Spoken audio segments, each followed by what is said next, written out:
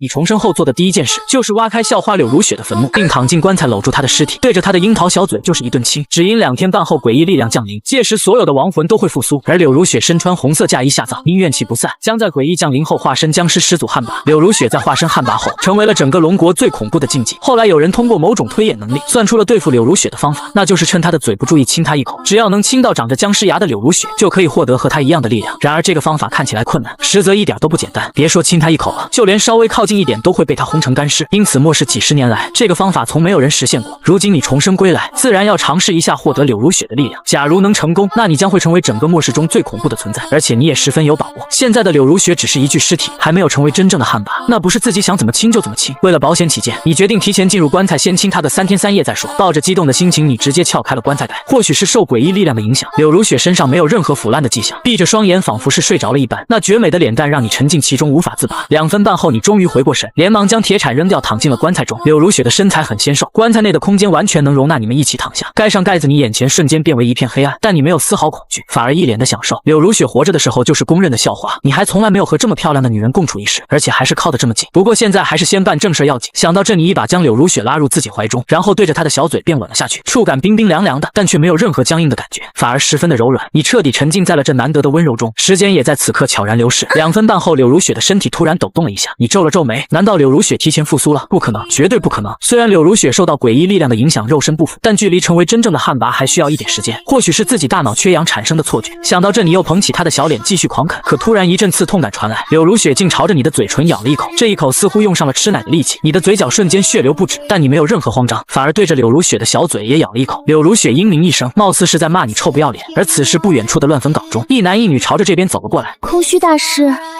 这柳如雪竟然还穿着红色嫁衣去自杀了，说是做鬼也不放过我，你一定要帮帮人家。阿弥陀佛，贫僧专业斩妖除魔30年，不管是厉鬼还是僵尸都能轻松应对，况且这次贫僧特意带了桃木剑，就不信对付不了他。他一边说一边将手顺势放到了女生的腰上，感受着丝滑柔软的触感。空虚大师脸上的笑意更浓了，女孩虽然表面扭捏，但也没有拒绝，这不禁让空虚大师更加大胆，一双咸猪手直接来到了不可描述的地方。女孩强忍着厌恶，一脸娇媚地说道：哎呀，大师不要急嘛，只要能顺利解决这个柳如雪，人家就是你的。原来这个女孩名叫顾柔，跟柳如雪一样是江海科技大学的学生。因为嫉妒柳如雪的美貌，顾柔就联合一众女同学玩起了校园霸凌，私下里多次找柳如雪的麻烦。可谁也没想到柳如雪竟然会自杀，而且死前还立下遗嘱，让家人为自己穿上红色嫁衣，并准备一口红色棺材葬在乱坟岗中，只为了死后能化身厉鬼找顾柔他们报仇。而顾柔由于太过害怕，于是便找到了空虚，想给柳如雪做一场法事，让她赶紧去投胎。可当二人看到柳如雪被扒开的坟后，直接愣住了。这是柳如雪的坟吗？应该就是这里，可为什么坟会被扒开？该不会柳如雪诈尸了吧？顾柔一脸惊恐地说道。听到这话，空虚也有些慌张。他虽然是个和尚，但却是半路出家，根本不会什么神通。这一次来也只是想趁机揩揩油，可眼前这一幕吓得他尿不湿都尿湿了。阿弥陀佛，这里的阴气太重，不如咱们明日再来。哼，你摸都摸了，现在办事就怂了？你还是不是男人啊？还是说你就是个骗子？哎，那好吧，贫僧上前看看。空虚大师无奈只好提着桃木剑，小心翼翼地朝棺材走去。今天正好是7月15，月光洒在大红棺材上，显得格外诡异。就在空虚大师靠近棺材时，天地突然发生异变，原本皎洁的月光此刻竟变得一阵血红，整个天地仿佛瞬间被鲜血浸染，成为了犹如地狱一般的场景。空虚大师发现了异样，连忙后退一步。什么情况？月亮怎么突然变成红色的了？他话音刚落，一道惊雷突然从天而降，此刻天地一变，黑色的雨水瞬间朝着大地倾泻。可这雨水并不能冲刷一切肮脏，反而会带来无穷无尽的灾祸。诡异力量彻底爆发，无数原本死去的亡魂在此刻复苏，他们将化身最恐怖的邪魔来猎杀遇到的所有人类。但人类也并不是没有任何的希望，在诡异复苏后，每个人都有概率觉醒出血纹，每一道血纹都代表着一股强大的力量，更有甚者能同时觉醒出数道血纹。这些人无一不是最顶级的存在。此刻空虚大师看到这一幕彻底慌了，也不管顾柔的死活，把手里的东西一扔，撒腿就跑。顾柔也尖叫一声，连忙跟了上去。就在这时，棺材中也发生了异变，只见柳如雪浑身散发出诡异的力量，整个身躯也变得越发滚烫，就如同在燃烧一样。你来不及多想，先亲上再说。说。随即你掰过他的脑袋，吧唧就是一口。可刚一接触，你就发现了不对劲，柳如雪的嘴里竟然长出了锋利的牙齿，这是僵尸牙没错。此刻她的身体正在不断的发生着异变，而这种异变同样也出现在了你身上。一阵阵恐怖的力量朝你侵袭，只是一瞬间，你就感受到了深入骨髓的痛苦，仿佛整个身体的每一个细胞都在割裂，灵魂就像是被针扎一样。在狂暴的力量下，你的身体逐渐变得僵硬，不死不灭的肉身就是成为僵尸的第一步。可紧接着你又发现了不对劲，因为你发现自己的意识开始逐渐模糊，仿佛是熬夜熬了3天3夜，整个人要彻底陷入永久的沉睡中。你瞬间明白这是诡异力量在入侵你的思维，如果自己扛不住，将会彻底变成一只真正的僵尸，这不是你想要的结果。僵尸虽然强大，但却有一个缺点，那就是思维很迟钝，很难拥有智慧。你努力的抗衡这股诡异力量，让自己的意识不那么消沉。2分半后，你的身体变得没有丝毫血色，苍白的就如同一张白纸一般，瞳孔也变得血红，诡异中夹杂着浓烈的杀意，就连背后都长出了一对漆黑的翅膀。你成功活了下来，并且还获得了降臣的力量。此刻你终于明白自己的现状，柳如雪化身旱魃，而你竟然成为了降臣。降臣乃是4大尸王之一，并且是最强的一位尸王，而且在一些传说里，降臣乃是传说中盘古的精血所化。即便这不是真的，但无疑不是在体现降臣的强大。感受着体内的力量，你激动的要死。强大的力量加上活人的智慧，这个世界还有谁能挡得住自己？随即你一脚踹开棺材盖，破棺而出，柳如雪也紧随其后飞了出来，那满含杀意的眼神正死死地盯着你。见状，你不禁皱起了眉头。如果没记错的话，前世柳如雪成为旱魃后是没有活人意识的，剩下的只有仇恨。在她苏醒后的第一件事，就是去到江海科技大学，杀死了所有曾经欺凌过她的人。而这一世，你为了窃取柳如雪的力量，强吻了她几个小时。她现在该不会想要报仇吧？想到这，你连忙催动全身的力量。如果柳如雪敢动手，那你也会毫不留情的反击。毕竟现在这个世界的格局已经彻底发生变化，只有强者才有资格活下去。此刻，柳如雪的一双美眸变得血红，浑身散发着无穷无尽的杀意，周围的温度也在随着她的气息不断升高，脚下的地面也逐渐的变成了熔岩。这就是旱魃的力量吗？你怒吼一声，直接离开了地面。虽然是依靠你我才获得了这样的力量，但你既然要杀我，那就别怪我不客气了。随即你一个闪现出现在了柳如雪的身前，一把掐住了她的脖子。此刻你身上的威压彻底将柳如雪笼罩。跟你化身的降臣不同，柳如雪化身的旱魃乃是旱灾之神，拥有着控制天气的力量，而你虽然没有如此逆天的手段，可却拥有作为僵尸王专属的威压，就如同人类的皇帝一般。此刻就算旱魃再强也必须臣服。简单来说，就是柳如雪擅长远程，而你则近战无敌。感受到你这强大的王霸之气，柳如雪瞬间没有了反抗的能力，之前的嚣张荡然无存，此刻就如同一只温顺的小绵羊，只不过一双美眸依旧是有些幽怨。你凑到她耳边低声问道：你能听得懂我说话吗？柳如雪没有回答，眼神里透出了一丝迷茫。见状，你不禁摇了摇头，看来柳如雪并没有具备自我意识，或许这就是你们2人最本质的差别。她本身就死过一次，死后因为诡异力量复苏，虽然获得了强大的力量，但其实和其他邪魔并没有太大的区别。而你不仅依靠柳如雪成为了尸王降臣，连意识都没有被清洗。既然这样，正好试试我的心呢。说着，你就朝柳如雪的脖子咬过去。她那犹如白天鹅一样的脖梗十分修长，即使是死后成为旱魃，也依旧是那么的美丽动人。你没有任何的留情，锋利的牙齿直接刺穿了她的脖梗。柳如雪身体本能的颤抖了一下，可面对你的威压却根本没有反抗的能力。2分半后，你缓缓松开了柳如雪。化身降臣后，你一共拥有3个能力：能力一，尸王威压，对万物都有压制效果，而且还可以将活人感染成僵尸，并留下主仆印记；能力2，不死不灭，肉身强悍无比，并且可以通过鲜血来恢复生命；能力3，杀戮净化，杀生灵来提升实力，并且无副作用。你刚才对柳如雪使用的就是第1个能力，尸王威压。柳如雪本身就是僵尸，而且其实力和自己不相上下，能不能在她身上留下主仆印记你也不清楚。随即你盯着柳如雪上下打量起来，之前没仔细观察过，这次仔细看去，你不禁暗暗称赞，柳如雪不管是身材还是长相都是顶尖的存在。那苍白没有一丁点血色的脸颊，透露着一股诡异的美感。同时柳如雪也在抬头看着你，四目相对。柳如雪和你之间突然产生了一股联系，你心中大喜，成了，有了这股联系，你可以命令柳如雪做任何事，对方完全不会反抗的那种。此时你们2人孤男寡女，如果换做一个心性不坚定的人，估计就要做点什么，可你却并没有这样的想法，就算要做也不会是现在，因为刚才你在棺材里的时候就听到外面有人靠近，而他们的对话也被你听得一清二楚。你眼神忽然变得阴冷，既然如此，就先帮你报仇吧。说罢，你目光朝远处望去。获得降臣的力量后，你的各项能力远超常人几十倍，只是一眼你就锁定了正在逃跑的空虚大师和顾柔。随即你翅膀一挥，朝着2人飞去，而已经成为你小弟的柳如雪也屁颠屁颠地跟了过去。此时1公里外的空虚大师在连续跑了2分半后差点累出屎来，他大口喘息着不断朝后面看去。你这臭和尚真不可靠谱，居然把我一个人扔在那里。我那不是害怕了吗？空虚大师有些理直气壮地说道。突然他又一脸猥琐地笑了起来。阿弥陀佛，这位施主，就算柳如雪诈尸了，一时半会儿也赶不过来。不如咱们……如果他真解决了柳如雪，我不介意让他上一次，毕竟被谁上不是上，也不吃亏。可他现在这样，真让人讨厌。就在顾柔想发火的时候，却突然看到了空虚大师的身后，从土里缓缓爬出来一具尸体。顾柔吓得一声尖叫，双腿一软，直接瘫软在地。怎么了？空虚大师一脸疑惑地向身后看去，这一看差点将他吓了个半死，因为在他面前是一只狰狞的邪魔。空虚大师大喊一声，拉起顾柔就跑，可刚跑了2秒半后，他却停下了脚，因为此刻他们已经被邪魔包围了。只见无数邪魔从土里爬了出来，数量足足有几十只。这些邪魔只是低等魔物，并不具有智慧，他们只知道不断的杀戮。看着周围的邪魔越来越多，顾柔彻底慌了。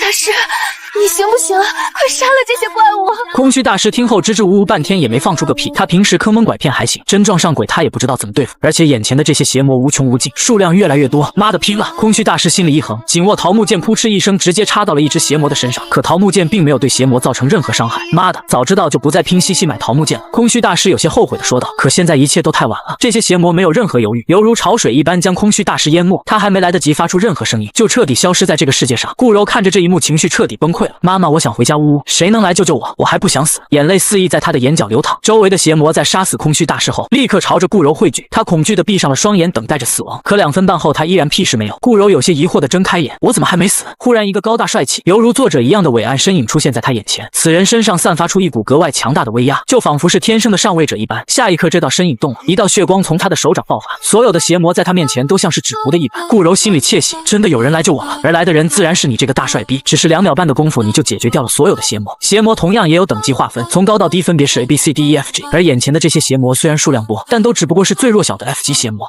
谢谢你救了我，我叫顾柔，能告诉我你叫什么名字吗？顾柔一脸花痴的看着你，忍不住问道。你回过头看向了顾柔，她的容貌并不差，也算是一个难得的美人胚子，只不过因为剧烈的惊吓，让她整个人显得十分的憔悴，脸上精致的妆容也已经花了。你不用谢我，我只是不想你这么早就死了而已。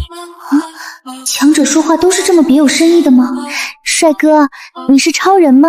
还是传说中的修仙者？你以后能不能保护人家？人家可以给你当牛做马。他边说边蹭着你的胳膊，因为经常锻炼的缘故，顾柔身材保持得很好。但凡是个正常男人，都会经不住顾柔的诱惑，可偏偏你就不正常。一双玉臂千人枕，半点朱唇万人尝，不过是2两烂肉罢了。顾柔痛呼一声，满脸幽怨地看着你。帅哥，你这是什么意思？你弄疼我了。没什么，我的实力不够，保护不了你。但我有一个朋友，你们应该认识，他肯定能保护得了你。谁啊？他就在你后面。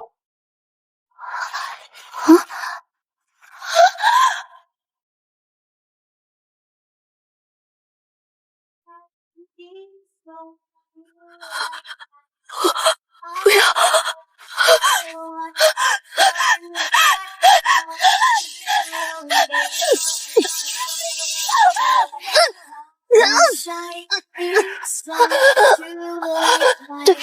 对不起。顾柔还想道歉，可这一切都实在是太晚了。此刻他也终于意识到，为什么刚才你会救他了，因为你想让柳如雪亲自报仇。很快顾柔就彻底嗝屁，柳如雪像扔死狗一般把他扔到了一边，随后原本充满杀意的双眸再次归于平静，就仿佛是刚才什么事情也没发生一样。就在这时，周围所有被杀死的邪魔竟然都开始散发出诡异的红光。这是怎么回事？你还从来没有遇到过这种情况。可下一秒，更加诡异的一幕出现了，所有的邪魔尸体竟然全部化作一道道红色光团涌入你的身体。你本想抵挡，但却并没有从中发现任何的危险。随着光团不断涌入，你的实力也在不断提升。很快你就明白了过来，自己的其中一项能力正是杀戮进化，能够杀戮一切来净化自身，并且没有任何的副作用。只不过这些邪魔似乎很特殊，死后会直接融入你的身体，来增强你的实力。既然如此，那我还等什么？你目光扫视整个乱坟岗，脸上露出了笑容。对于别人来说，这乱坟岗绝对是恐怖的大凶之地，但对于你而言，这里就是最好的刷怪场所。整个乱坟岗初步推算，至少有数以万计的邪魔。看着如此毁灭性的一幕，你脸上的笑容却逐渐变得浓烈。随即你大喝一声，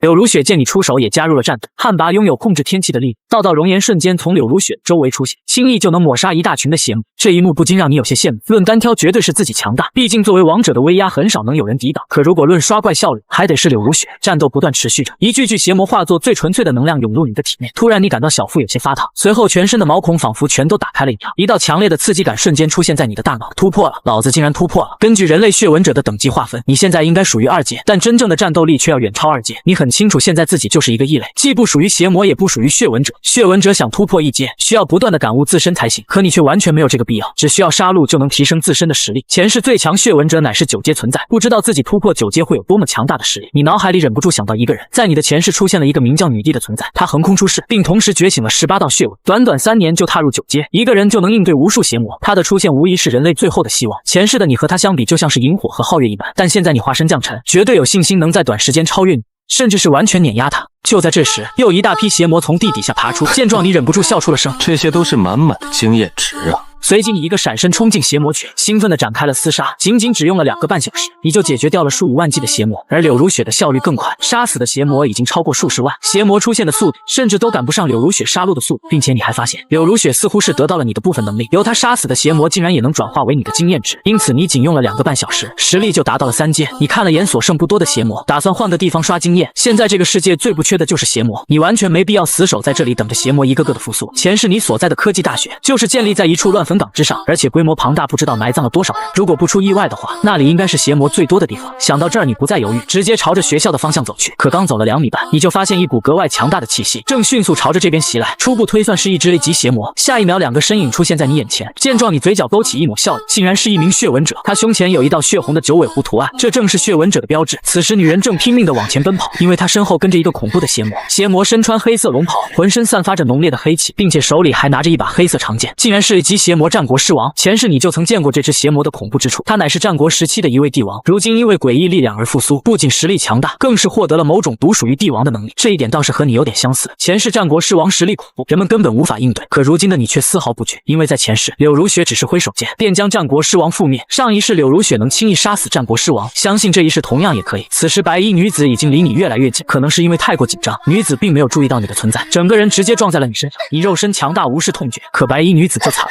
她撞在你身上就像是撞到了钢板一样，整个人瞬间被弹飞了出去。女子惨叫一声，气喘吁吁地看着你，快跑，后面有怪物！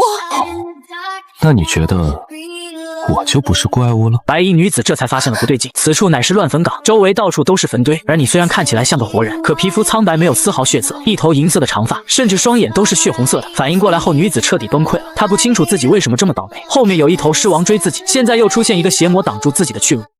真是天要亡我柳依依，明明觉醒主角模板，可却要惨死在这乱坟岗，我真的好不甘心。闻言，你有些无语，这女孩看起来文文静静的，怎么这么中二？不过能觉醒血纹的人万中无一，说是主角也不为过。很快，战国狮王就来到了你的面前，他浑身腐败，散发出一股阴冷的气息。在看到你后，他并没有贸然动手，而是不停地打量着你。A级邪魔已经具备一定的智慧了，并且活的时间越长，智慧也会越高。到了后期，强大的邪魔跟人类已经没有区别了。与此同时，你也在打量着战国狮王，或许是因为刚复苏的原因，现在战国狮王的实力还很弱。随即，你摆了摆手，让柳如雪去解决掉他。这样的货色甚至都不用自己出手，只需要柳如雪就可以轻易解决。可就在这时，战国狮王突然开口了：“他抢了我的东西，你抢过来，咱们就是盟友。”阴冷沙哑的声音从战国狮王的口中传出，说是语言，但更像是恶魔的低语。闻言，你冷笑一声：“哦，已经初步具备智慧了吗？看来还真不能让你继续成长，不然以后绝对会是一个威胁。”话音刚落，柳如雪就已经动手了，她整个人身上瞬间爆发出一股灼热的气息，一道道炙热的熔岩瞬间朝着战国狮王袭去。战国狮王神态僵硬，连忙挥舞起手中的长剑，一道紫色的巨龙虚影出现，直接抵挡住了柳如雪的攻击。紧接着又是数条紫色巨龙出现，齐刷刷的朝着柳如雪袭去，仿佛要把她吞噬一般。然而你却丝毫不慌，虽然战国狮王的实力强大，但想对付柳如雪还是差了点。就在这时，柳如雪的身上突然多出了一条条火蛇，这些火蛇吐着蛇信子，即使是面对比他们高大无数倍的紫色巨龙也丝毫不惧。下一秒，无数道火蛇朝着紫色巨龙袭去，这些火蛇仿佛具有无比恐怖的侵蚀性，直接将紫色巨龙焚烧。去死吧！柳如雪口中吐出一个字，随即火蛇彻底将战国狮王吞没，他惨叫一声便没有了反抗能力。就在战国狮王即将魂飞魄散之时，你连忙让柳如雪收起了火焰，然后一手抓住了战国狮王的脖子，锋利的指甲直接划破了他的皮肉。下一秒，一滴降沉的精血流入到战国狮王体内。这个战国狮王实力不弱，与其让他死去，倒不如成为自己的手下。在得到你的精血后，战国狮王的全身都在被不断的改造，原本的伤势迅速痊愈，意识中也和你多了一股联系。从此刻开始，战国狮王的性命彻底掌握在了你手里，只要你愿意，一个念头就可以抹杀战国狮王。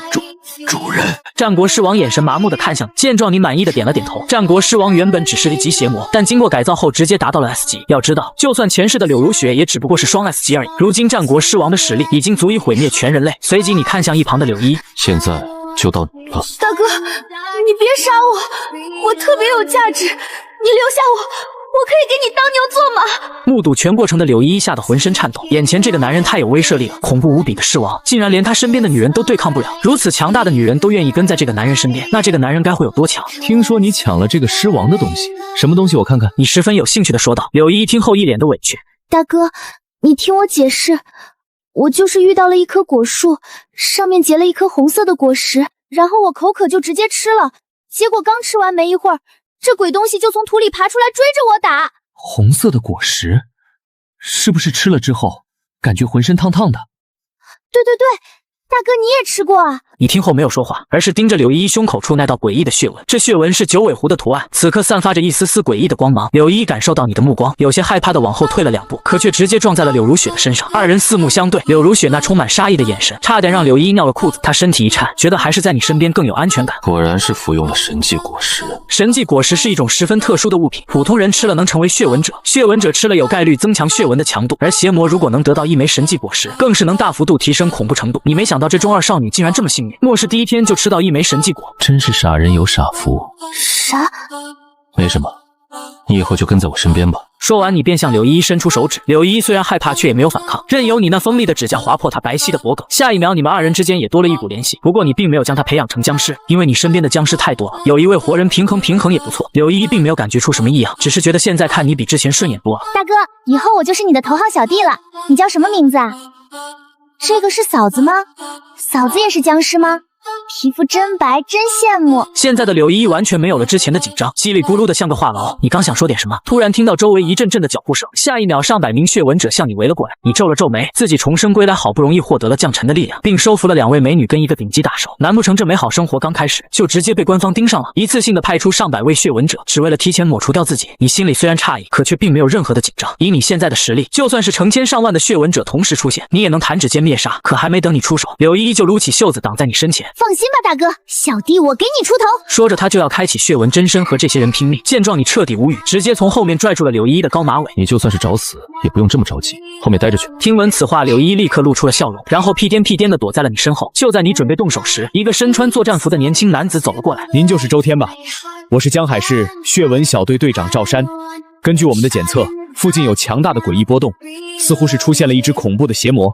我们李队派我们来协助你。原来就在2个半小时前，江海市军区的李队长通过卫星监控，见识到你跟柳如雪的恐怖实力后，便生出了一股想要拉拢的想法。毕竟诡异降临，人类最缺的就是血纹者。如果你这样的强者能加入军方，绝对能在最短时间平定灾难。恰巧此时战国狮王出现，李队长知道自己表现的机会到了，因为他觉得你就算再强，也不一定能应对以及邪魔，于是便派出血纹小队前来支援。得知事情真相后，你笑着点了点头，原来是自己误会了。但同样你还清楚了一件事，那就是自己已经被军方给盯上了，这也是没办法的事。在末日初期，军方的实力最大，甚至到后来不断和邪魔抗衡，建立了大大小小很多的避难所。前世如果没有军方的庇护，恐怕你在诡异降临的第一天就会嗝屁。随即你指了指不远处的战国狮王。赵队长，你说的恐怖邪魔是他吗？赵山微微一愣，顺着你所指的方向看去，刚才天色昏暗，他并没有看清战国狮王的具体模样。现在凑近一看，赵山的2颗眼珠瞬间瞪得老大。只见不远处正屹立着一具身穿破败龙袍、身材高大魁梧的尸体。卧槽，这是一级邪魔？不对，似乎比一级邪魔还要强大。赵山倒吸一口凉气，连忙向后退了2米半。可紧接着他就发现了不对劲，这个邪魔为什么这么老实，居然没有发起进攻？你看出赵山心中的疑惑，于是笑着开口解释：这只邪魔已经被我收服了，不过还是要谢谢你们。赵山听后满脸的不可置信，大哥你真厉害，竟然连这种级别的邪魔都能收服。说完他又打量起一旁的柳如雪，这个女人脸色惨白，一双美眸透露着诡异的血红色，只是看了一眼赵山就忍不住起了一身的鸡皮疙瘩，因为这个女人给赵山的感觉完全不像是一个活人，反而更像是一只僵尸。就在这时，柳如雪突然转头看向了赵山，二人四目相对，瞬间一股浓烈的杀意弥漫开来。赵山被吓得差点哭出了声，这都是些什么玩意儿啊？怎么看起来比那些邪魔还要恐怖？他连忙移开了目光，转头又看向了柳依依。此刻柳依依正躲在你的身后，一副人畜无害的模样，除了身上残留的一些血迹，其他地方完全就是邻家小妹的感觉。可赵山根本不会被他的这副模样所骗。恶魔身边会有好人吗？说不定这些人里面就属这个柳依依最恐怖，是那种披着羊皮的狼。想到这，赵山下意识地远离了柳依依，生怕自己被盯上。你还有什么事情吗？没什么事情，就是现在灾难爆发，周大哥有没有兴趣加入军方，为人类贡献出一份力量？加入军方？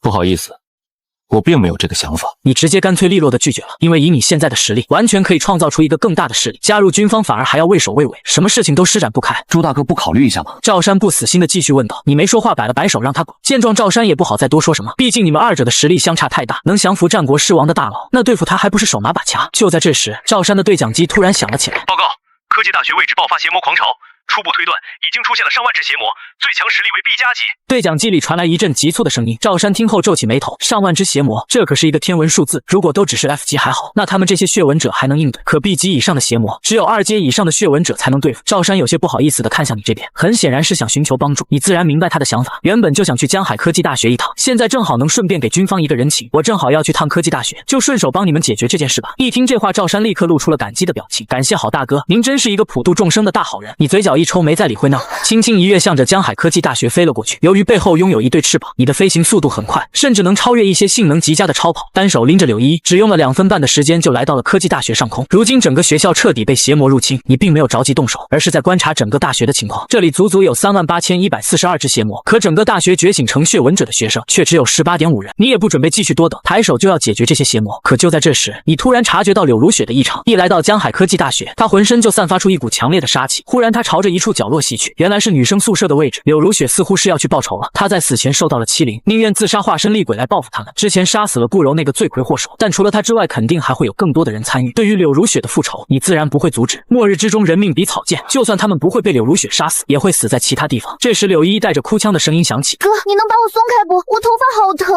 差点把你忘了。你露出一抹意味深长的笑容，直接把柳依依扔了下去。大哥，你谋杀亲妹啊！本姑娘怎么也是个美女，真就这么不怜香惜玉的？如果我真摔死了怎么办？柳依依一边揉着屁股一边吐槽道，可下一秒她就傻眼了，因为她已经被无数邪魔锁定。这么多恶魔，我该怎么办啊？对了，我似乎还可以变身。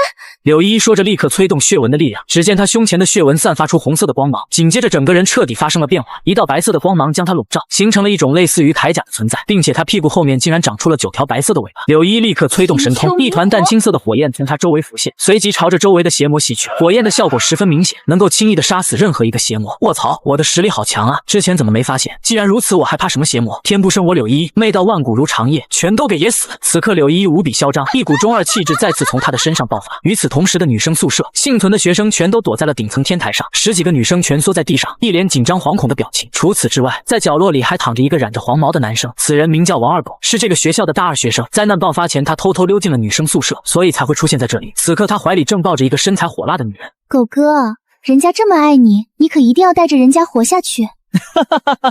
放心吧，谁死我也不能让你死。对了，你跟我去看看下面聚集了多少邪魔。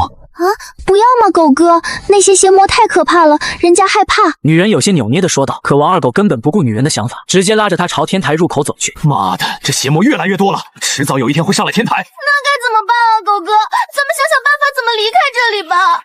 这不是就靠你了吗？说完，王二狗脸上露出一抹坏笑，下一秒竟直接将女人推了下去。王二狗，你这个混蛋！女人惨叫一声，大骂道。王二狗一脸的嘲讽，下面这么松，真以为老子喜欢你啊？说完，他悠闲的离开这里，朝着旁边的这些女生走去。此刻的王二狗十分嚣张，就如同挑选商品的客人一般，挑选着这些女生。忽然，一个留着披肩发的女生吸引了他的注意。这个女生模样并不算惊艳，但身前的大胸之物却是无人能比，有一种横扫八方的架势。王二狗一脸猥琐的勾了勾手指，那个谁，给老子过来！这个女生听后露出了惊恐的表情，你不能这样，这么做是犯法的。你就不怕进去吃牢饭吗？闻言，王二狗直接笑了。现在都是末日了，你还指望咱们能活下去吗？赶紧给老子滚过来，否则就把你丢下去喂怪物！说着，王二狗的手臂闪出一阵诡异光芒，下一秒，全身的皮肤生出了一层石甲。原来王二狗也是一名血纹者，不过他的血纹等级只有 F 级，效果也很简单，就是可以让身体短暂石化。虽然对付邪魔不行，可对付普通人完全够用。见此情形，长发女生只能放弃反抗，低着头一个劲的哭泣。乖乖的，让你感受一下哥的威猛！王二狗说着，直接朝长发女生走去。你绝对会下地狱的！长发女生癫狂的说道。下地狱？哈哈哈哈！你看咱们这个世界不就是地狱模样吗？王二狗一点也不在意这个女生的话，他轻车熟路的抓住女生的衣领，直接就要为其宽衣解带。就在这时，身后突然传来一阵爆炸声，王二狗停下了动作，看向身后怒骂道：谁他妈打扰老子的好事？然而话音刚落，他就露出了一脸惊恐的表情，因为他面前站着的正是已经死去的柳如雪。四目相对，王二狗彻底懵了。是你，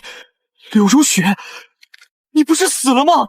柳如雪身上爆发出一股恐怖的杀意，沙哑的喉咙里淡淡吐出2个字：复仇。下一秒，她如鬼魅一般，瞬间出现在了王二狗的身前，然后一把掐住了他的脖子。不要杀我！谁让你整天一副高高在上的样子？你要是早点从了我还能让顾柔找人霸凌你吗？王二狗痛苦地叫喊着，拼了命地想施展出血纹的能力，可是不知道为什么，他的力量在柳如雪面前显得那么无力，根本就挡不住他霸道的力量。这时，柳如雪双眼中只剩下了仇恨，旁边的其余几位女生十分惊恐地看着柳如雪，仿佛是在看魔鬼一样。只有那个刚才差点被侵犯的长发女生，此刻除了惊恐之外，还有些幸灾乐祸的感觉。如果不是柳如雪及时赶来，估计她就要被强上了。柳如雪的手上越来越用力，但她却并不着急杀死王二狗，她要好好欣赏这货临死前的挣扎，就像是猫捉耗子一样，在杀死对方前好好的玩弄一番。不行，我不能死，更不能死在你的手里，血纹深深。王二狗在临死之时，体内竟然瞬间爆发出更为强大的力量，他的全身彻底被岩石包裹，形成了一套诡异的铠甲。这铠甲仿佛刀枪不入，此刻不断的散发出黑气，就像是马上要黑化了一样。看到这一幕，柳如雪脸上露出一丝诧异，因为王二狗这种情况十分稀奇，在所有血纹者中都是万中无一的存在。像他现在的样子被称之为邪纹者，身上的血纹逐渐从血色转变为黑色，与此同时获得更加强大的力量。正所谓是黑化强10倍，但这样的力量也不是没有代价的。一旦成为邪纹者，自身就很难掌控体内的力量，不断的被邪纹力量侵袭，最后只能成为一只人形邪魔。此时的王二狗大声吼道：别以为你死后诈尸就能对付我，活着的时候能杀你，在你死之后我同样也能杀你！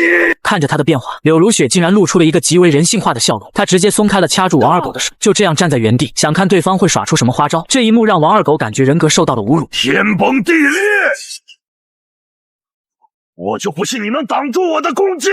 面对如此毁灭性的一幕，柳如雪丝毫不慌，缓慢抬起玉手，轻轻一点，下一秒，所有的陨石表面开始融化，最后竟直接化成了粉末，飘散在空气中。王二狗一脸的不可置信，怎么可能？我全力的一击竟然这么轻松被你化解！眼看着柳如雪就要取自己狗命，王二狗连忙跪下求饶：等一下，你不能杀我，其实我并不是幕后黑手，你应该还记得慕容公子吧？都是他要我这么做的，只要你不杀我，我就带你去找他。此刻，王二狗已经意识到自己和柳如雪的差距了，自己耗尽全部力量释放出的大招，结果被对方抬手间就给解决了，这特么的还怎么打？可柳如雪仿佛是听不到一样，她身子一晃来到了王二狗的面前。这一次柳如雪没有任何的犹豫，纤细的手指直接穿透了王二狗的胸膛，一颗黑色的心脏就这么被她掏了出来。王二狗发出一声惨叫，彻底嗝屁。看着眼前这颗黑色的心脏，柳如雪本能的感到一股诱惑感，仿佛只要吃下就能增强自身的力量。可最终她还是没有选择吃下，手掌轻轻一动，黑色的心脏就直接停下了跳动，并且在迅速风干，只是眨眼间就成了一团粉末，随风消散在了这个世界上。并不是柳如雪不想吃这颗心脏，只是她想让王二狗的痕迹彻底消失。做完这一切，柳如雪一个闪身离开了这里，再一出现就来到了你的身边。此刻你正站在教学楼顶，俯视整个学校。战国狮王的实力很强，完全足够碾压这群邪魔，而且身为你的师奴，由他杀死的邪魔同样能给你带来经验值，因此你直接隐居幕后坐享其成。在柳如雪出现的一瞬间，你就注意到了，解决掉了吗？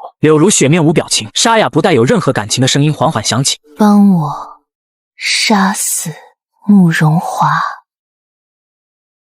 放心，他应该就在这个学校。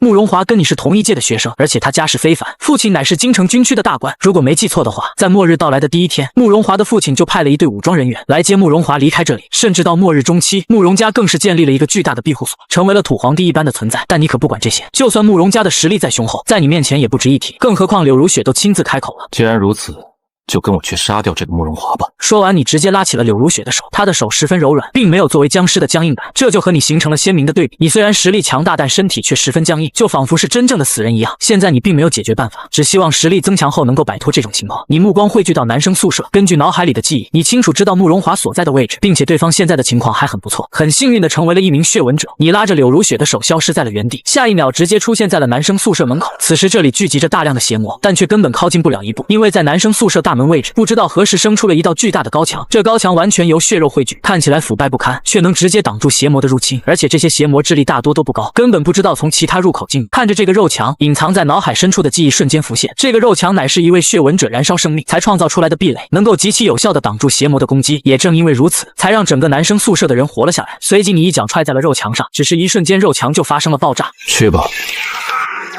慕容华就在3楼303房间。你对着柳如雪说道。柳如雪没有说话，直接朝着男生宿舍走去。你则是留在原地。周围的邪魔看到肉墙消失，立刻发了疯一样的朝着里面冲去，但却没有一只邪魔主动对你发动攻击。虽然你有活人意识，但却并不是一个真正意义的活人，同样也不是邪魔，而是介于两者之间的存在。更何况你身上散发出的气息，让这些邪魔本能的产生畏惧。你们这些鬼东西，全都化作我的一部分吧！你说着，立刻催动了自己的力量。所有的邪魔在此刻都仿佛停滞了一般，动作变得极其的缓慢。他们整个身躯在不断的萎缩，一道道血线从他们身上浮现，全都朝着你汇聚过来。随着一阵阵惨叫声响起，邪魔身上的鲜血仿佛彻底被吸干，化作一道道干尸倒在了地上。只是眨眼间，近万名邪魔就彻底失去了生命。而此刻，你的双眸变得愈发血红，仿佛浓郁的要滴出鲜血一般。这是你在晋级2阶后获得的新能力——鲜血夺萃，能够大范围的吸收周围人的鲜血，来化作自己的生命。真是一个变态的能力！你忍不住的感叹一句，自己现在货真价实的就像是一只吸血鬼，不仅单挑无敌，还有威压效果。如果就只是这样也就算了，可偏偏你还能吸血恢复生命，并且还是大范围的。除了这些，你还能通过杀戮进化，这让别人怎么玩？打也打不过，扛也扛不住，发育还不如人家。所有死去的邪魔此刻再次化作一团团经验值朝着你汇聚，他们全身所有的价值都已经被你榨干，估计再猎杀几万只邪魔就能晋级4阶了。而此时的男生宿舍内，一个染着绿毛的男生看着窗外的夜色，忍不住点了一根烟。就在这个时候，一个男生突然闯进了宿舍中。华哥，不好了！不知道怎么的，挡住宿舍的肉墙突然爆炸了！怎么回事？明明刚才还好好的，怎么突然爆炸了？好像是被人打爆的，而且咱们宿舍周围的邪魔都死了，不知道是被谁弄的。哦，看来是出现了一个强大的血纹者，正好可以当本少爷的保镖。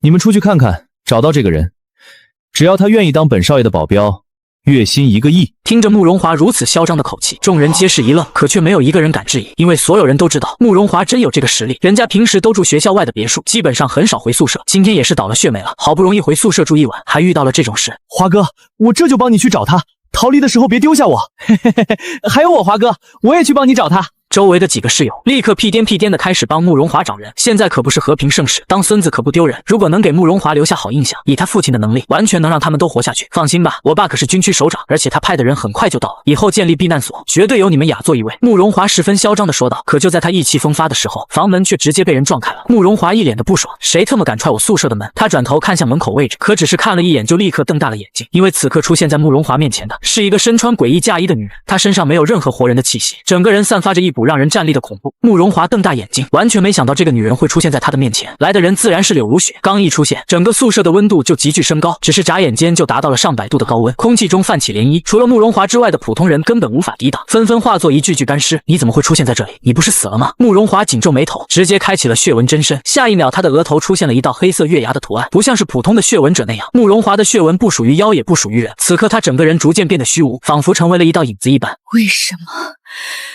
为什么要让王二狗他们霸凌我？就是看你不爽。有问题吗？本来想让王二狗好好跟你玩玩的，但他那个废物不争气，竟然连你这样的女生都拿不下。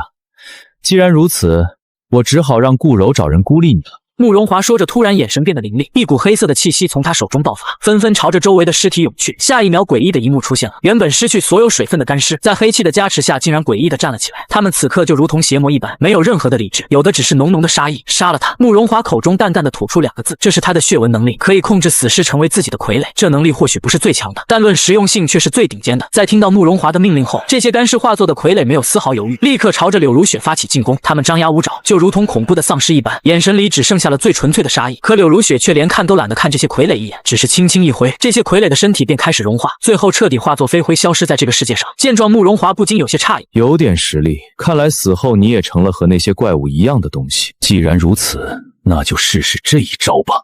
话音刚落，慕容华整个人化作一道巨大的黑影，这一招乃是慕容华最大的底牌，能够无视任何物理伤害，并且还能直接入侵目标的意识。如果慕容华能够入侵柳如雪的意识，那他的生死将彻底掌握在慕容华的手中。柳如雪想对慕容华发动攻击，可现在身为黑影状态的慕容华可以做到完全无视。虽然我的无敌状态最多只有10几秒钟，但用来对付你还是足够了。你就算诈尸，也不过是个女人，女人就该老老实实跪在男人的脚下。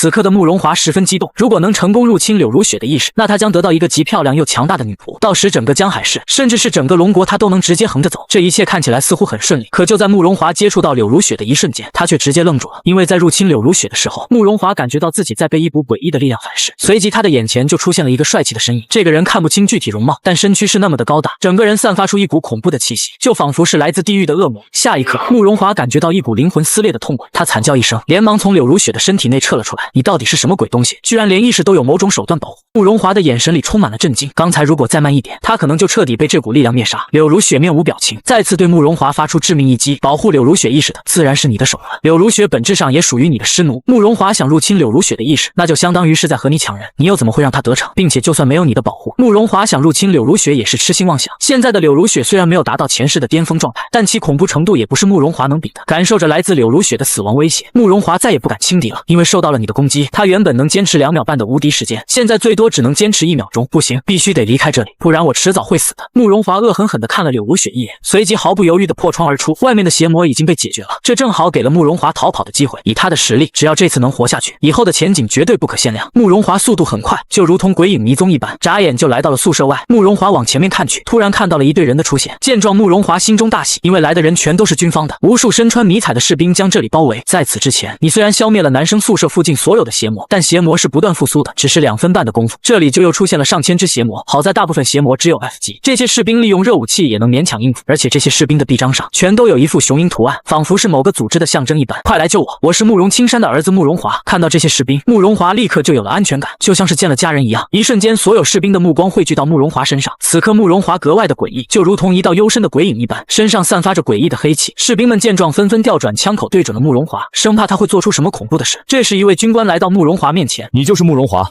我是队长黑鹰，受你父亲之命带你离开。太好了，不过我身后有邪魔追杀，你们快帮我解决他。说完，他直接躲在了一众士兵的后面。现在他彻底有了底气，不管柳如雪是多么恐怖的存在，在自己父亲这一支王牌小队面前，终究只有死路一条。原来这支队伍是慕容青山手下的王牌小队，在灾难降临前，猎枭小队就是让整个世界畏惧的存在。小队的每个成员都可以称得上是人间杀气。只是眨眼间，柳如雪再次出现在了这里，他的目标很明确，就是要杀死慕容华这个幕后黑手。曾经他遭受到的一切，此刻都要加倍偿还。看到柳如雪的出现，黑鹰立刻开口呵斥道：站住！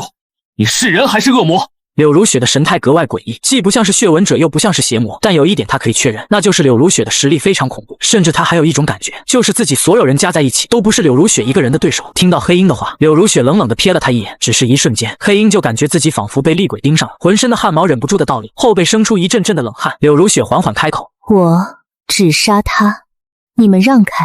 不行，或许你跟他有仇，但现在灾难爆发，什么仇恨不能先放放？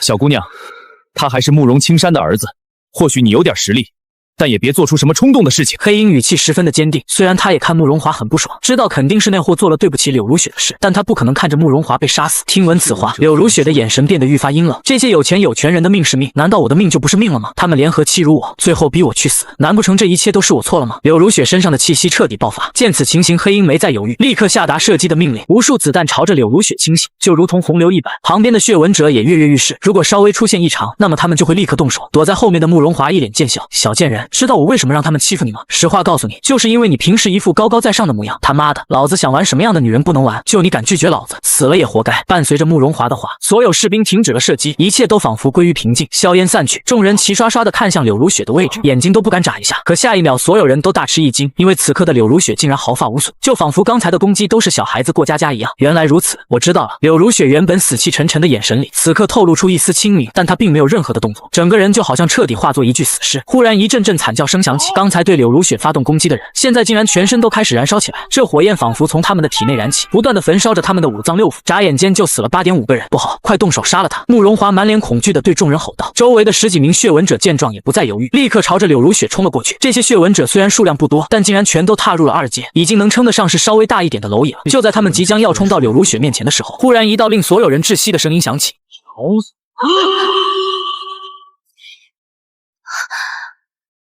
我看谁敢动手！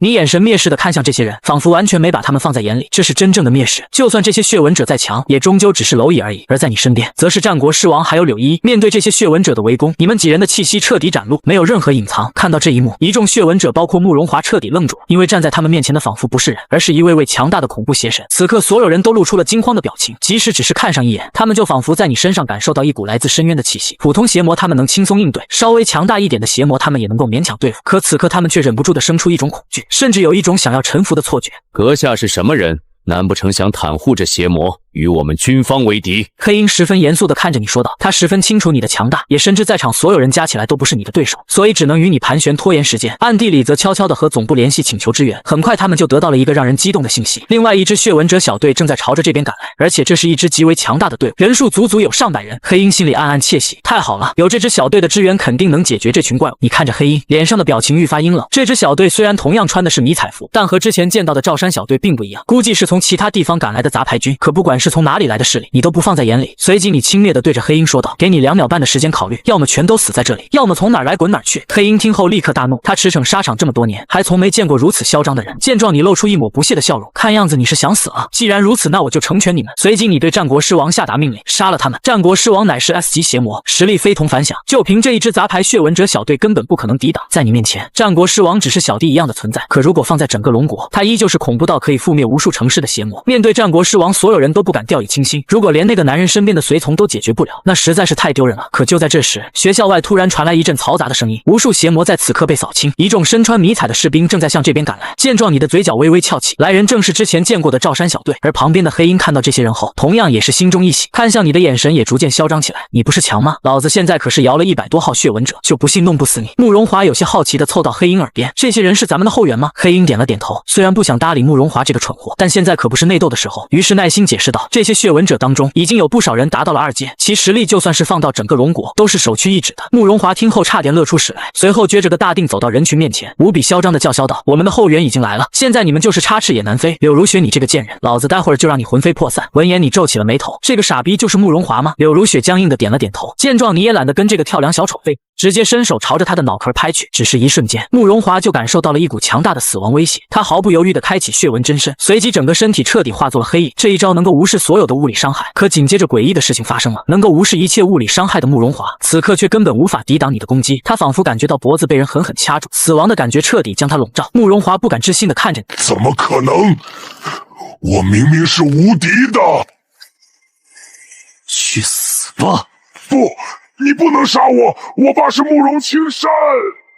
你爸叫慕容青山，真是个好儿子，有机会连你爹一起杀了。你漫不经心地说道，杀死慕容华对你来说就如同捏死一只蚂蚁一样，根本不用费太大的力气。你竟然杀了慕容华，真是吃了雄心豹子胆。此刻黑鹰彻底崩溃了，现在慕容华死了，他同样也担着责任。如果被慕容青山知道后，那他绝对是死路一条，真是聒噪。狮王，杀了这些人！你对战国狮王发动命令，战斗一触即发。这些血吻者根本不是战国狮王的对手，直接被压着打。黑鹰皱起了眉头，死死盯着赵山的血吻者小队，你们在干什么？赶紧过来帮忙啊！赵山听后摇了摇头，不好意思，如果知道你要对付的人是我好大哥，就算打死我也不会来。你他娘的在说什么？这个人杀死了慕容青山的儿子，你们如果不帮忙的话，绝对会吃不了兜着走。黑鹰搬出慕容青山威胁道，因为他清楚的知道，现在唯一活下去的希望就是赵山这些血吻者了。如果连他们都见死不救，那自己真就无路可退了。可赵山脸上却露出了无奈的表情，救你拿什么救？就算我们上百人一起动手，也不是周大哥一根手指的对手。时代变了，就算你们是慕容青山手下的王牌小队，可面对周大哥也只是蝼蚁而已。赵山冷冷的说道，同为血吻者，跟黑鹰相比，他更加看得清局势，也更加清楚自身和你之间的实力差距。黑鹰一脸的不可置信，你在开什么玩笑？一个人怎么可能这么强？话音刚落，战国狮王如同鬼魅的身形就出现在了他面前，一把破败但又能斩断一切的长剑瞬间贯穿了黑鹰的身体。可恶啊！黑鹰发出一声哀嚎，满怀不甘的死去。伴随着黑鹰的死亡，这一支血吻者小队彻底团灭。看着这一幕，你的内心毫无波澜，就仿佛是在看一场再普通不过的事一样。在这弱肉强食的时代，只有真正的强者才有机会活下去。这时赵山走过来恭敬地说道，周大哥，这些都是京城那边的势力，对于这件事我深感抱歉，同时也很感谢你能帮我们清除这里的邪魔。闻言你你无所谓的摆了摆手，并随口说道：“这学校的位置不错，如果能建立一座庇护所就好了。”赵山是个聪明人，立刻就明白了你话里的意思。周大哥，这点小事就交给我们吧，最多1个月，这里就会被改造成庇护所，而这个庇护所的主人自然是周大哥你。见赵山如此识趣，你忍不住拍了拍他的肩膀，鼓励道：“小伙子，好好干，以后哥争取多给你找几个嫂子。”赵山听后激动的要死，连忙抱拳行礼：“感谢周大哥，小弟一定不辜负您的期望。现如今学校的邪魔已经清理的差不多了，就连那只 B 级邪魔都逃离了这里，不如咱们先稍作休息，等晚上李队处理完事情开个庆功宴。”闻言，你并没有说话，而是看了看远方的天际，不知不觉天已经要亮起来了。因为血月降临的原因，晚上的时间大幅度延长，甚至到后期白天只剩下了几个小时的时间。感受着即将亮起来的天地，你突然升起一股极其厌恶的感觉。传说中的僵尸惧怕太阳，而将臣身为吸血僵尸的祖先更是如此。白天虽然不会让你害怕，但本能的还是会厌恶。想到这，你看向陈山点了点头。陈山见状大喜，连忙带领一众士兵去号召幸存者。战国世王身为邪魔，在白天也不愿意出现，于是直接召唤出一口巨大的棺材，然后一屁股躺了进去。至于柳依，也正准备找个地方休息。他虽然成为了血纹者，可一晚上的战斗让他十分的劳累，浑身脏兮兮的。大哥，咱们去休息吧，人家身上脏死了，你自己去吧，我还有其他的事情要做。你随口说了一句，那好吧。柳依有些无奈的说道。随后你也没再理会柳依，直接拉起柳如雪的手，往附近的一个寺庙走去。根据前世的记忆，这所寺庙中会诞生一棵神迹之树。来到寺庙门口，你并没有感受到邪魔的存在。现在天已经蒙蒙亮，绝大部分的邪魔都已经隐藏了起来，但不排除有少数异类会继续活跃。你拉着柳如雪朝着寺庙内部走去。此时这里十分安静，仿佛所有的和尚都已经赶了一班。你先是在附近的房间看了一圈，第一个房间没有人，第二个房间依旧空荡荡的，第三个房间却有些与众不同。这里打扫的十分干净，而且也没有任何的血迹。你看向整洁的大床上，突然发现了一个有些奇怪的东西。仔细一看，你的脸色瞬间一黑，原来这是尼姑的房间。不得不说，尼姑的日子也真够苦的。你忍不住感叹一句。柳如雪见状凑了过来问道：“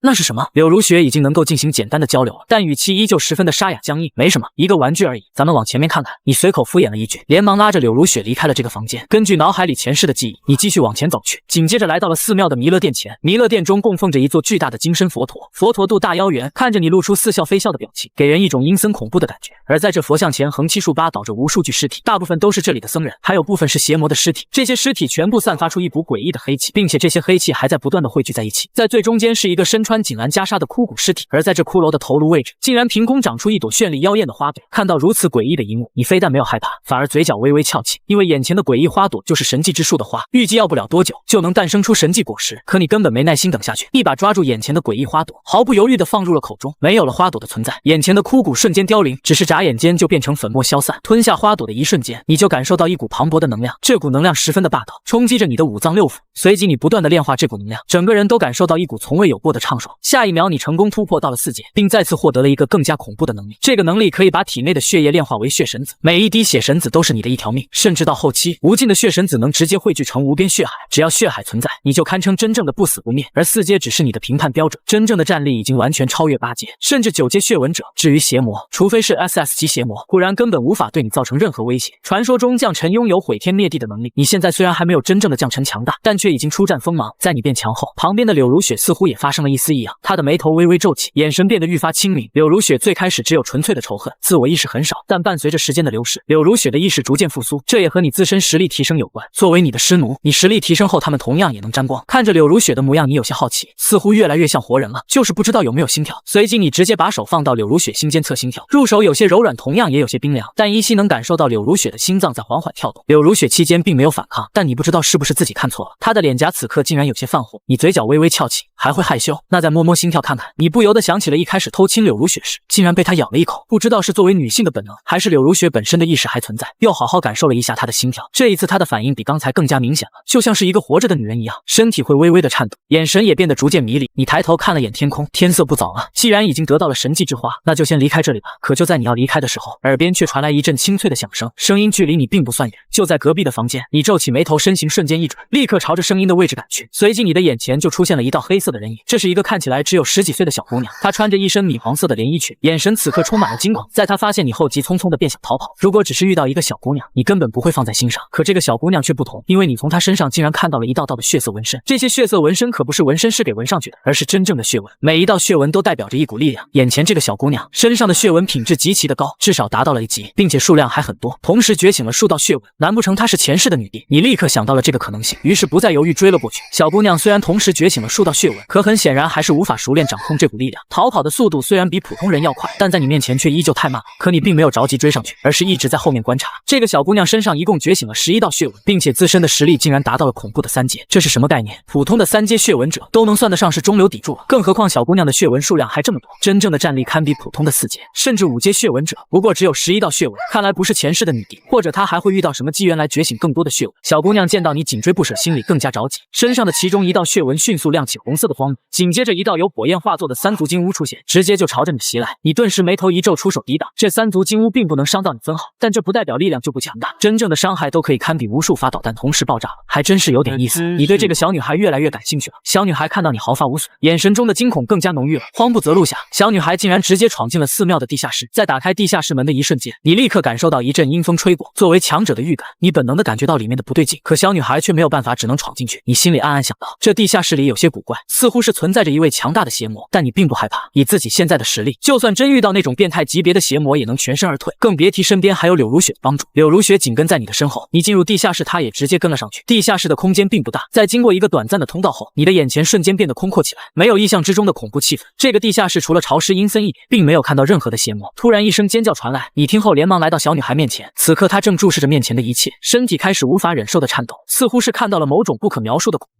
你皱起眉头，循着小女孩的目光看去，房间的墙壁上竟然束缚着一道巨大的恐怖黑色鬼影。这鬼影看不清具体轮廓，就如同是幽魂一般，一颗诡异猩红的眼球在鬼影身上悬挂，正诡异的对着你眨眼睛。而整个鬼影上竟然还插着一把通体黑色的长剑，这长剑似乎最开始并不是黑色的，而是逐渐的被这鬼影入侵的结果。这到底是什么鬼东西？你自己就算重生一世，可却依旧没见过如此恐怖的一幕。但你却有一个判断，那就是眼前的鬼影似乎是被这长剑给封印在这里，等着长剑的力量耗尽，那这鬼影绝对会直接出世，成为整个世界的灾难。必须得提前解决这个威胁，不然以后的麻烦会更多。这样恐怖的存在，前世的你虽然没有见到过，那只能证明自己活的时间不够长，说不定几十年后真的会带来一场灭世之灾。但你并没有着急动手，而是先让柳如雪试试那怪物的恐怖程度。如果她都无法应付，那自己再动手。柳如雪微微点头，只是一瞬间，这个地下室的温度就急剧增高，一道恐怖的火蛇朝着鬼影袭来，火蛇吐着诡异的蛇信子，仿佛要直接将鬼影吞噬一样。可接下来震惊的一幕出现了，这鬼影仿佛是一个能够吞噬一切的黑洞，在接触到火蛇的一瞬间，竟然直接将火蛇给吞噬了。柳如雪的力量彻底消失，仿佛荡然无存。见此情形，柳如雪有些不服气，立刻催动更加恐怖的力量，一道恐怖的熔岩瞬间从柳如雪的手中出现，径直朝着鬼影袭去。可这一次依旧没有任何的悬念，鬼影再次吞了柳如雪的力，被镇压在这里的邪魔似乎能吞噬世间的一切，而且没有实体，刚好克制你鲜血夺萃的能力。那既然如此，就尝试直接炼化吧。你说着直接就要亲自动手，可就在这个时候，鬼影额头上的鬼眼似乎察觉到了什么，立刻不安分的开始转动。下一秒，一道红光向你扫去，你突然感到自己的意识在被入侵，仿佛这鬼眼能够直接改写自己的思想一般。你不敢掉以轻心，直接出手抵挡。这个鬼眼似乎是清楚知道自己无法影响，于是直接对旁边的小女孩动手。红光扫过小女孩的身体，只是一瞬间，小女孩的脸上就露出了惊恐。虽然觉醒出了强大的力量，但小女孩的心性还是很差，面对如此恐怖的一幕，本能的会产生害怕。而你见此也是不再犹豫，一把掐住了这黑影的脖子。只是接触的一瞬间，你就感觉到一股巨大的吸引力，就仿佛自己的3魂7魄都要被这鬼影给吞噬一般。炼化，你毫无畏惧，催动体内所有的力量开始压制鬼影。在你不断的压制下，鬼影的身躯逐渐变得躁动，疯狂的想要摆脱你。可这一切都是徒劳，本身他的身体就被这把长剑压制了，此刻面对你根本没有任何反抗的能力。原本黑色的鬼影，现在逐渐被你炼化成血红色，这也是你的一次尝试，自己能让普通人变成僵尸，但从来没有对邪魔试过，因为在你眼里，邪魔就是自己的经验值，根本没有炼化的必要。但很显然，你的这次尝试成功了，如果不出意外，要不了多久，这具鬼影就会成为你的一具奴仆。时间一分一秒的流逝，在此刻仿佛变得十分缓慢，又仿佛一秒万年。整个鬼影现在大半都已经成了诡异的红色，甚至就连上面的长剑都褪去了黑色，渐渐的变得血红。可就在你以为水到渠成的时候，意外再次发生了。鬼影此刻竟然露出狰狞可怖的面孔，仿佛想要直接把你生吞活剥一般。猩红的鬼眼不安分的转动，一道红光再次朝着你注视。你瞬间恼怒吼道：“你瞅啥？再瞅一个试试！”可这鬼眼依旧没有停下，直勾勾的注视着你。这是你自找的。你说着，一只手直接朝着鬼眼挖了过去。只听扑哧一声，这只鬼眼竟直接被你抠了下来。鬼影发出一声痛苦的惨叫，而你直接把鬼眼给丢进了嘴里，咯吱咯吱嚼了2下，随后十分满足的吞了下去。鬼眼的味道很特别，就像是在吃果冻一样。看到这一幕，此刻鬼影头都有些慌了，他也不管这么多了，头颅直接和肉身分离，想要逃离这里。想跑，想得美！你立刻想控制住鬼影的头颅，但就在这个时候，整个地下室突然开始崩塌，就仿佛失去了所有的承受点一样。而鬼影没有实质，完全可以无视这些，直接朝着地面飞去。你看了一眼旁边的小女孩，经过权衡后，你还是决定放弃追杀鬼影头，而是带着小女孩离开这里。这个小女孩虽然成为了血纹者，但如果被埋在地下，也只有死路一条。你拉起小女孩，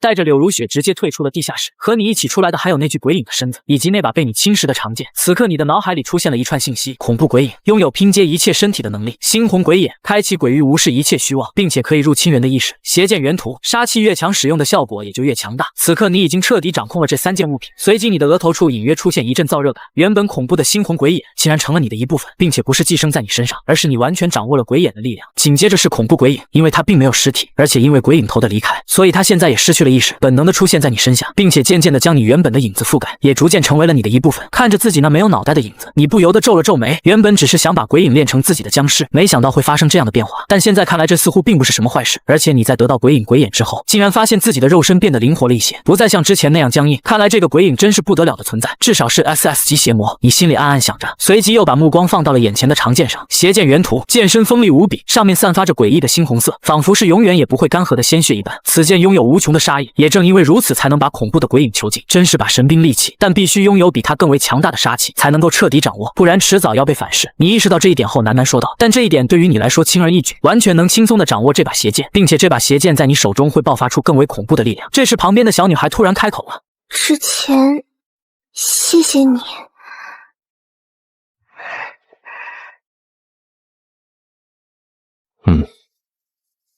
我要离开这里了，你也走吧。这个小女孩同时觉醒11道血纹，即使她不是后世的女帝，但假以时日，也绝对会是一位强者。能告诉我你的名字吗？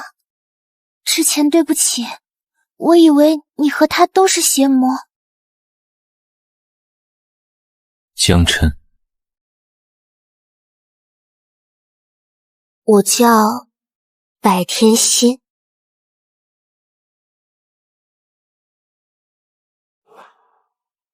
必须得尽快找到鬼影头。虽然那货只剩下了一颗头颅，但以他的恐怖程度，依旧会带来巨大的灾难。